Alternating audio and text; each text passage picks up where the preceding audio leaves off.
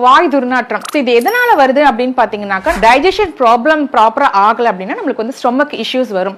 Stomach issues வந்துச்சுன்னா நம்மளுக்கு வந்து ஸ்டொமக் அல்சர் வரும். ஸ்டொமக் அல்சர் வருது அப்படின்னாக்கா நம்மளுக்கு வந்து சிம்பாலிக்கா நம்மளுக்கு வந்து மவுத் அல்சர் வந்து காட்டி கொடுக்கும். சாப்பிட்ற சாப்பாடு வந்து நல்லா ரசிச்சு ருசிச்சு சூ பண்ணி சாப்பிட்டோம் அப்படின்னாலே இந்த இஷ்யூஸ் எல்லாம் வராது. ஸோ இது வராம இருக்கிறதுக்கு நம்ம முன்னோர்களே பாத்தீங்கன்னாக்கா நிறைய டிப்ஸ் சொல்லி கொடுத்துருக்காங்க. அதாவது வெத்தலை பாக்கு சுண்ணாம்பு.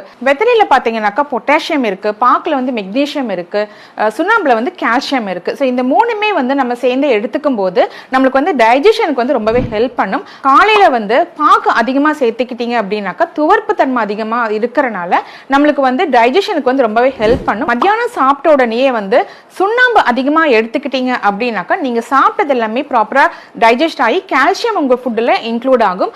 நைட்ல வந்து வெத்தலையை அதிகமா சேர்த்துக்கிட்டீங்க அப்படின்னாக்கா கபம் சேராம இருக்கும். அதனால உங்களுக்கு பிரீத்திங் இஷ்யூஸ் இல்லாம நீங்க நிம்மதியா தூங்கலாம். So stay healthy, be healthy.